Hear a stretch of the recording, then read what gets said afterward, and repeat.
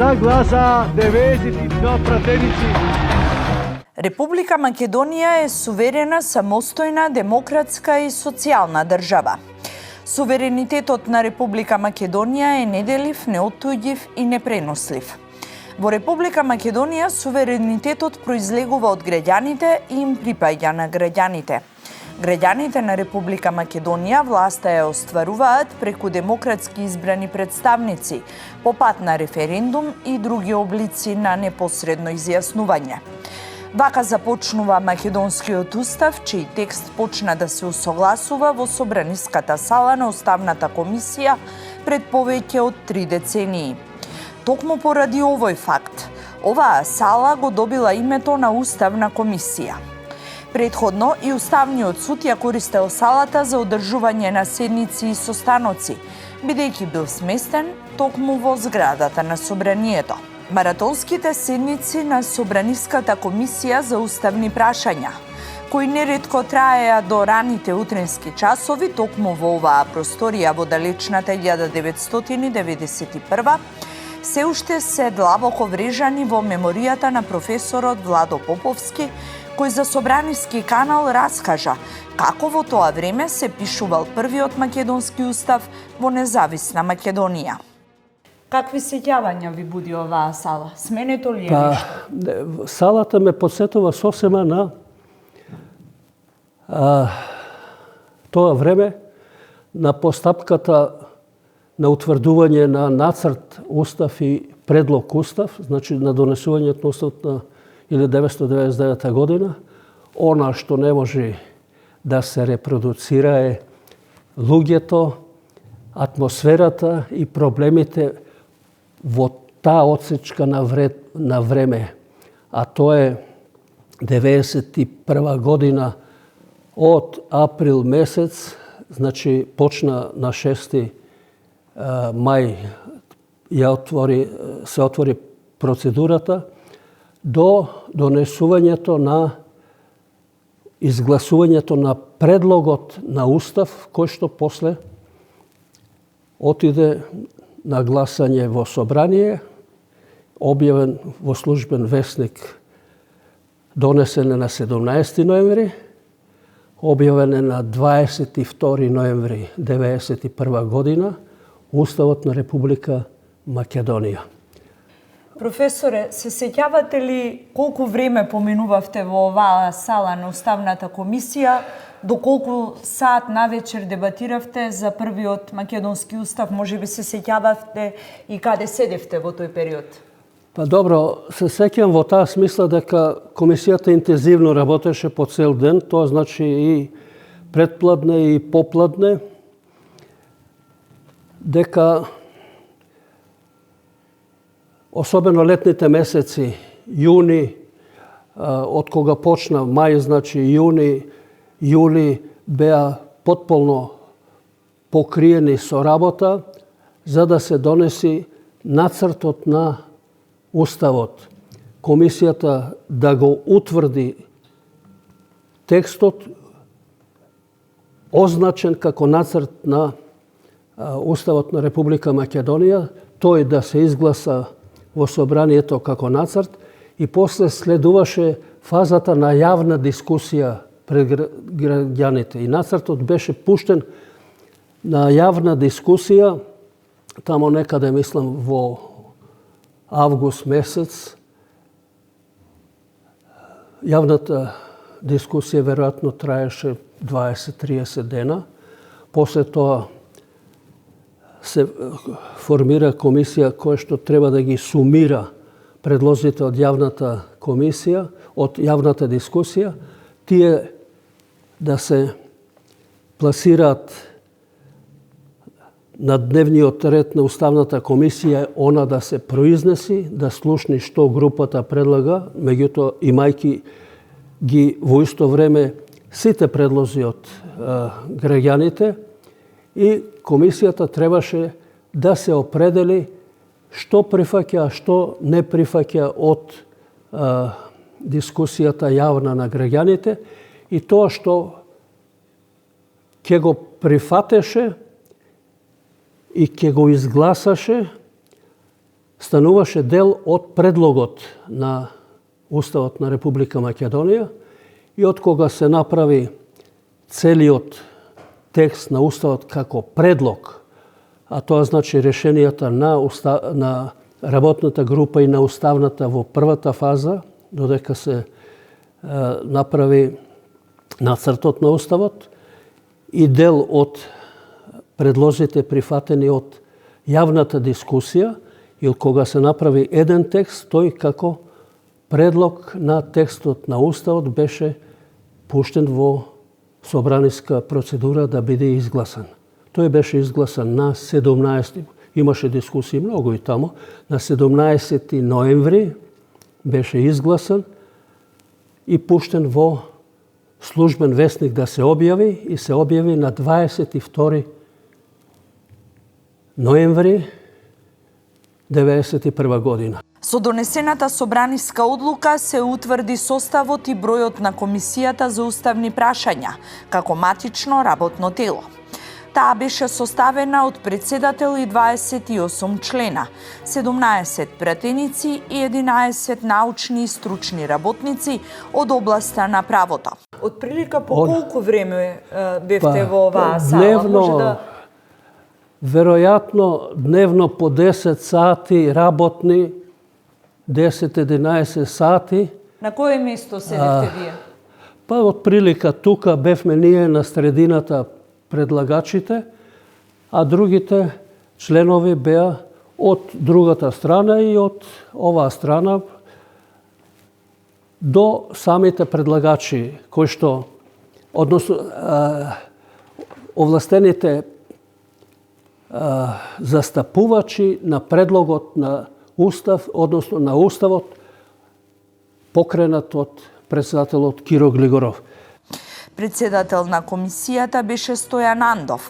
Членови од ВМРО ДПМНЕ биле Драги Арсов, Томе Стевковски, Ацо Спировски, Драги Гроздановски, од партијата за демократска преобразба Петар Гошев, Тито Петковски, Наќе Стојановски, Славјанка Стојанова, од партијата за демократски просперитет Абдурахман Халити, Насер Зибери, Зуди Емини. Од Сојузот на реформските сили на Македонија Зоран Крстевски, Панче Насев, од Социјалистичката партија Киро Поповски, од Странка на Југословени Ристо Стаменов и Евтим Манев како независен пратеник. Со собраниската одлука се утврди и составот на комисијата од научни и стручни работници од областа на правото во состав: Ѓорги Наумов, заменик обвинител на Македонија, Пандел Костурски, председател на Советот на синдикатите на општина Центар, Коле Мангов, судија од Окружниот стопански суд, Милош Симоновски, председател на Окружниот стопански суд, Димитар Мирчев, научен советник во Институтот за социолошко и политичко правни истражувања, Гордана Силјановска-Давкова, асистент на правниот факултет во Скопје, Бекир Жута, вице-гувернер на Народната банка, Митхат Емини, секретар на партијата за демократски просперитет на Македонија, Љубомир Фрчковски, доцент на правниот факултет во Скопје, Димитар Бајалџиев, воонреден професор на правниот факултет, како и Владо Поповски, воонреден професор на правниот факултет во Скопје. Според списокот, како членови во комисијата беа вклучени само 2 жени.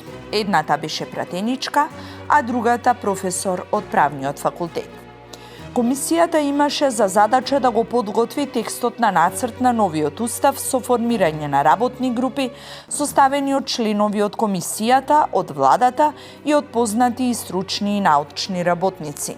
Предлогот за устав беше разгледуван од страна на 16 работни тела на собранието, давајќи му поддршка за да биде уставот современ и изградувајќи парламентарната демократија и почитувањето на правата на човекот и граѓанинот. Република Македонија се признава како самостојна држава не од референдумот. А ние сепак го славиме референдумот како ден на независноста на Македонија. Не. По Бадентеровата комисија, бидејќи поинаку беше прочитан 8 септември, напиша дека Република Македонија е самостојна држава од донесувањето на Уставот на Република Македонија 17 ноември 1991 година. Стара точно 70 години, со мали поправки и незабележителни корекции. Собраниската сала на Уставната комисија и денес ја задржала автентичноста на нејзиното првично уредување. И покрај крупните зафати за доградба и зајакнување на зградата на Собранието, Уставната сала сведочи за седниците на Уставниот суд во периодот по 1944 година, кога по ослободувањето на Скопје, во Собраниската зграда се сместила целокупната администрација на новата народна власт. Во Собраниската сала на Уставната комисија заседавала и Комисијата за уставни прашања, која работела на подготвување на првиот устав во независна Република Македонија. Комисијата беше составена од председател и 28 члена, 17 пратеници и 11 научни и стручни работници од областа на правото. По изработката на текстот, предлогот за устав беше разгледуван од страна на 16 работни тела на Собранието, давајќи му поддршка за да биде уставот современ, изградувајќи ја парламентарната демократија и почитување на правата на човекот и граѓанинот. Со Уставот на Република Македонија од 1991 година, како основен политички и највисок правен акт на државата, е заокружен долгиот историски процес во создавањето и конституирањето на Република Македонија како суверена и самостојна држава, чиј суверенитет е неделив, неоттуѓив и непренослив. Како темелни вредности на новиот уставен поредок, Уставот ги утврди слободите и правата на човекот и граѓанинот, слободното изразување на националната припадност, поделбата на државната власт на законодавна, извршна и судска, владењето на правото, политичкиот плурализам и други. Денес салата на Уставната комисија е повеќе наменска и се користи за одржување на седници на работните тела, за протоколарни активности и подпишување на документи. Во салата седници одржува клубот на пратенички и клубот на млади, а честопати во салата на Уставната комисија се одржуваат и билатерални средби помеѓу македонските пратеници и гости од странство. Без многу детали, салата ја задржала нејзината автентичност со дрвената ламперија. Во салата на Уставната комисија има 30 фотели, а на самите ногарки на дел од нив стои плочка Социјалистичка Република Македонија, што сведочи за староста и за оригиналноста на Собраниската сала, која спаѓа меѓу најстарите сали во законодавниот дом. Салата на Уставната комисија децении наназад го има истиот тепих, кој внимателно се чува и се одржува исклучиво со рачно перење, што сведочи за автентичноста во самата сала. Уставната сала, како што популарно се нарекува, ја краси уметничката слика на Томо Шијак, авторско дело од 1981 година. Шијак е еден од неколкумината автори кои се издвоија како означувачи на авангардистичките текови на тогашната македонска ликовна уметност, поради што можеме да го карактеризираме како автор со најмногу варијации на стилските ставови кај нас. Шијак е препознатлив по сликањето на портрети во големи димензии, а такво е и делото кое е избрано за салата на Уставната комисија. Со реновирањето и обновувањето на салата се поставени 2 кабини за симултан превод, а во 2023 година, во месеците ноември и декември, преку програмата за парламентарна поддршка, извршена е обнова на аудио и видео опремата која е инсталирана во салата, со што во Уставната сала беше инсталирана современа и целосно дигитална опрема. Со новата опрема, микрофони, преведувачки пултови и роботизирани HD видеокамери, се овозможи снимање и пренос на седниците на работните тела на Собранискиот канал и стриминг на Собраниската веб страница. По инсталирањето на оваа техничка опрема, салата преку оптичка врска и дополнителна потребна опрема се поврза со главната мастер режија во собранието и се изврши тестирање на инсталираната опрема, пошто уставната сала беше повторно пуштена во употреба за одржување на седниците на работните тела во собранието.